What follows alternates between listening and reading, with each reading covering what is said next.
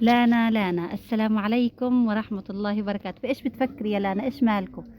في اشي حلو. بدها لانا حاجة حلوة، وانتوا يا اولاد كمان متفقين مع لانا. طب للأسف ما فيش شي عندنا سكر. كيلو السكر يا جماعة الخير حقه 100 دولار.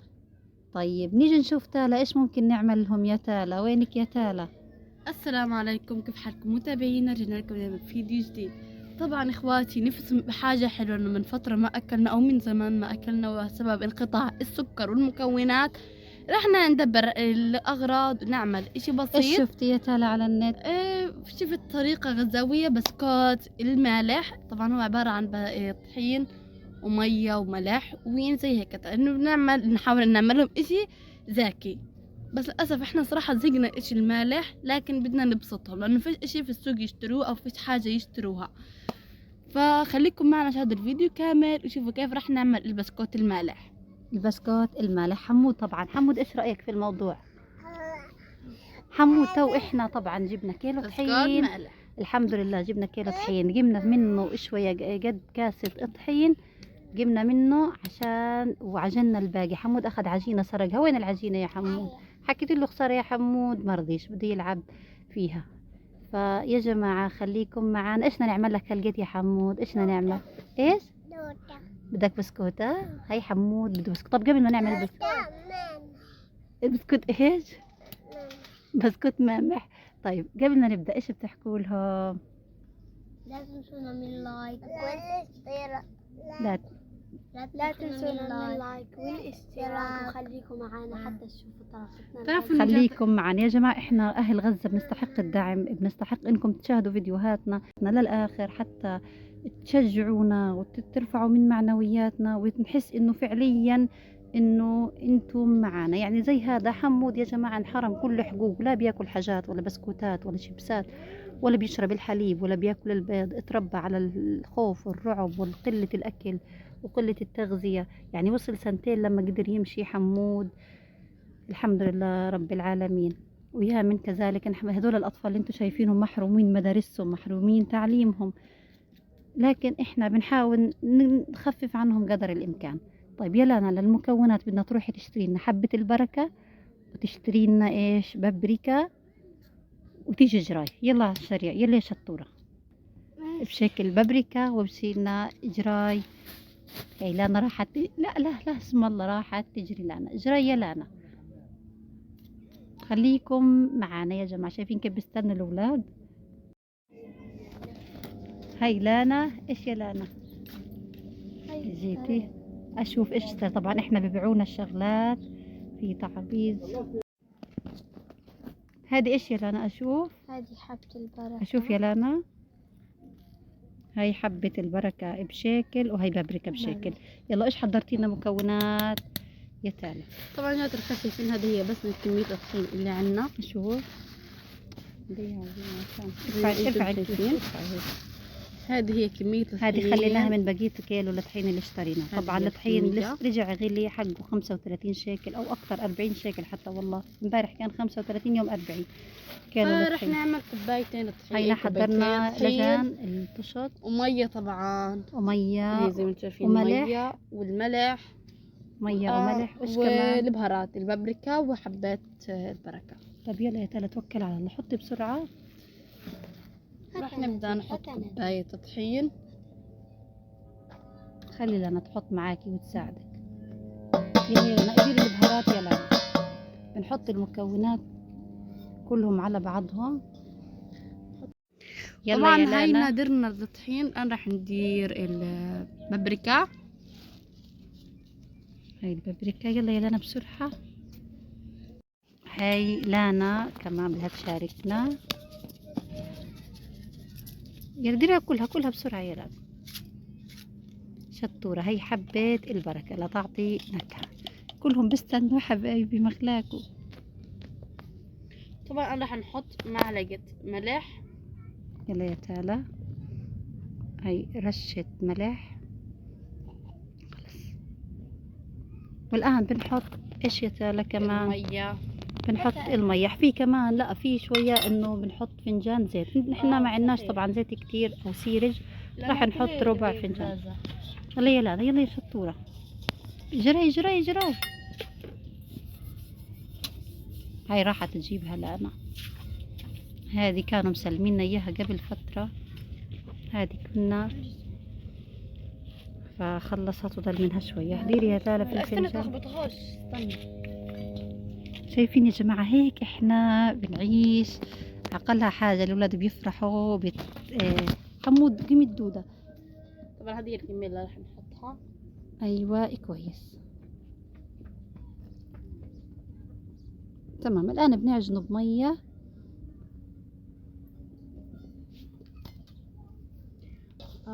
راح نلخبط كل المكونات سوا. نخبط المكونات سوا بنعجنه بمية.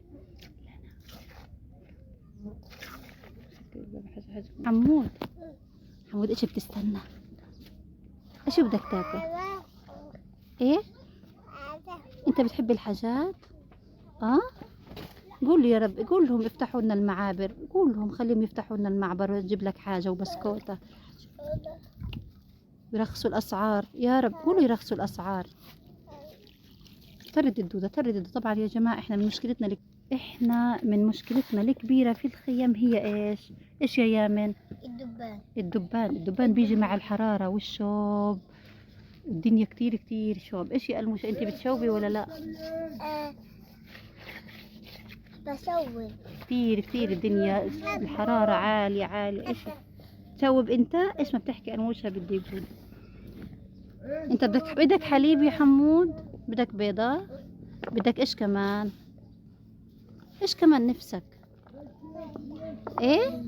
حتى حمود لو تسألوه شو يعني بيضة، والله يا جماعة أقسم بالله حمود اللي في عمره بيعرف كل إشي، لكن لو تسألوه إيش يعني بيضة ما بيعرف شو يعني بيضة. بتعرف يا حمود إيش يعني بيضة؟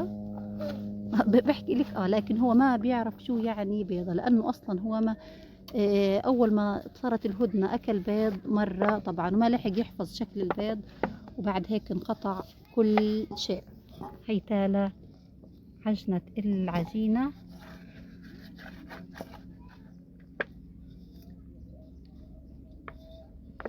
يلا يا تالا خلصي.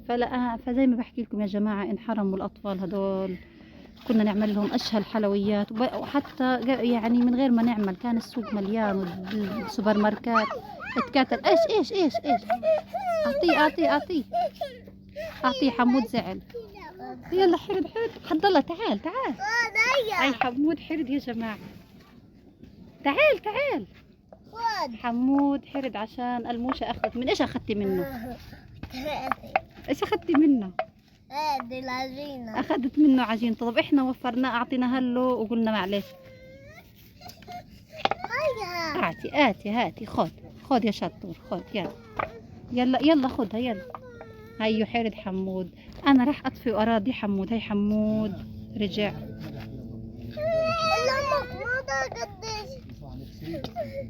خلاص أعطيه. شو صار معك يا تالا؟ خليكم معانا يا جماعة، راح نحل مشكلة الموشة وحمود ونخلص العجينة ونفرجيكم النهاية.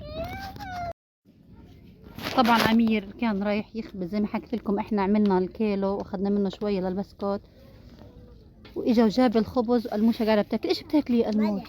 ليش طيب تاكلي ملح؟ عشان زعتر. فيش زعتر. فاضطروا الاولاد. هي امير حط في صحن. ايش امير حاطط هنا؟ طبعا مكوب شوية طحين، حاطط ملح. هذا افطور غزة يا جماعة الخير. والله لو استمرت الامور هيك علينا راح تلاقونا فقط ميتين من الجوع. الاولاد كلهم بياكلوا ملح. امير يامن ايش حاطط؟ خليني افرجيكم يامن. يامن حاطط على ورقة ملح وبيفطر. لقيت يامن قاعد. ايش بتاكل يامن؟ بياكل فلفل معاه. طبعا امبارح شرينا فلفل يا جماعة. ياكل ملح. الموشة حط المرتبان الملح بحاله. حمود ماسك الرغيف وبياكل حاف، مش حابب ياكل ملح اليوم. حمود ايش بتاكل؟ فرجينا الخبزة. يا عيني اعطيته رغيف كامل حمود الشاطر. يلا صحة وعافية. هي العجينة خمرت تقريبا يا جماعة الخير، هي عجينة صغنونة لكن إن شاء الله بتبرك وبتعمل لهم البسكوت اللي يبسطهم. يلا يا جماعة خليكم معنا. وهينا قطعناهم اجوا 6 كور صغار.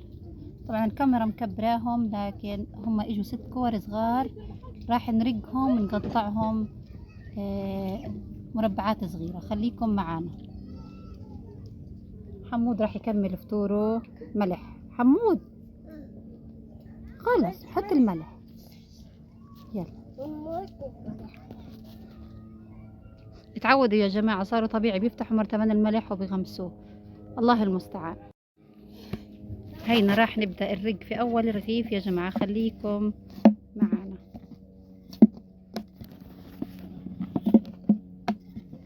استني. هينا رقيناه يا جماعة الخير زي ما انتم شايفين، ما أحلى منظر حبة البركة فيه. راح نقطعه بالسكينة وخليكم معنا. الموش الموش الموش بتستنى، مالك زعلانة؟ احكي. بدي دجاجة. بدها دجاجة، الموش معلقة بدها دجاجة. إن شاء الله إن شاء الله قريبا قريبا. طبعا هيك بدينا نقطع زي ما انتم شايفين. هينا قطعنا اول رغيف، هينا صفيناه في الصينية. طبعا بعد ما دهناها طحين وسيرج، وهنا انا قاعدة بتصفيت. هنا في واحدة واقعة. كلهم متحوطين تالا وهي بتشتغل. بقول لهم روحوا ابعدوا، غاد مش راضين. روح يا يامن غاد عشقة. ايش يا امير؟ بيستنوا مش راضيين يقوموا. طبعا هاي تقريبا احنا خلصنا في اخر رغيف. حمود براقب لحظة بلحظتها. حمود ضاعت عجينته يا جماعة. دور لقيت بنلاقيها. خلصنا الصينية يا جماعة الخير. هاي الموشة بتصفط، أمير بنطنط. هيك الصينية جهزت. وين رايحة يا لانا؟ بدي أروح أخبزها. لانا بدها تروح تخبزها. ما بدي أروح معها. وين يا أمير؟ بدي أروح معها. أمير بده يروح معها، وكمان يامن واقف. بقول له خليك يا يامن، لا زعلان. بدك تروح؟ بدهم يروحوا كلهم يخبزوها. يلا يا لانا بالسلامة، خليه يظبطها. هلا كلهم رايحين مع لانا بدهم يخبزوها. وهي لانا. ايش يا لانا؟ جيتي خبزتيها، يعطيكي الف عافية. اشوف كيف يعني هو شبيه بالبسكوت، احنا عملنا بالموجود عنا. هي حمود قعد. يلا يا اولاد كل واحد يدينا. استنوا. ايش رايكم يا اولاد؟ يلا.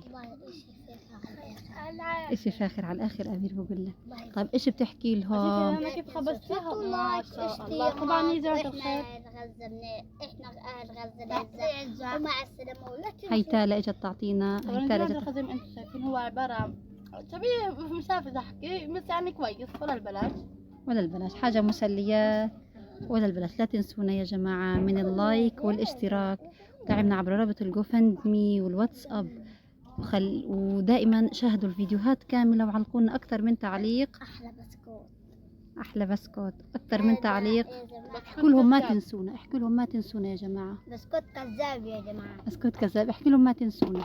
ما تنسونا من اللايك والاشتراك، ودائما عبر القدمي. ومع سلام. مع السلامة. استنوا.